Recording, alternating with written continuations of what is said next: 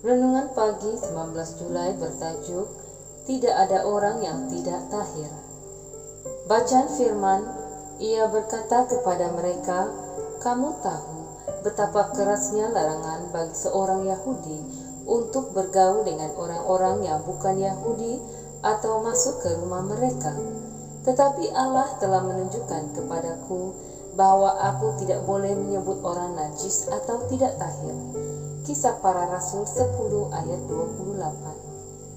Sangat menarik untuk diperhatikan bahwa penghalang yang paling besar kepada Injil seringkali ditemui dalam lingkungan gereja, bukan di luar gereja. Dalam Kisah Para Rasul 10, Tuhan mahu membawa Petrus kepada Cornelius yang bukan berbangsa Yahudi supaya pegawai tinggi ini boleh mendengar cerita tentang Injil.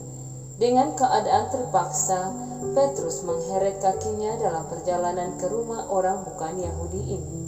Walaupun Paulus dibesarkan di Tarsus di luar Palestina dan menerima dua budaya dalam konteks Yahudi dan bukan Yahudi, namun Petrus tidak selesai dan merasa kekok apabila terpaksa mendekati orang-orang bukan Yahudi yang tidak tahir itu dengan latar belakang Yahudinya yang ketat.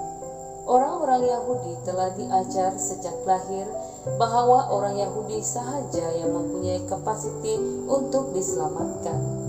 Orang-orang bukan Yahudi tidak berupaya untuk menerima belas kasihan Tuhan, dan apa-apapun hubungan dengan mereka akan menyebabkan seorang Yahudi tidak tahir.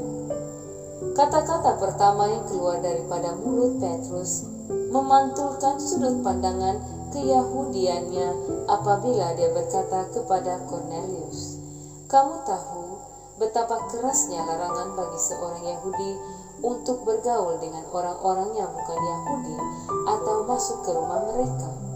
Tetapi Allah telah menunjukkan kepadaku bahwa aku tidak boleh menyebut orang najis atau tidak tahir."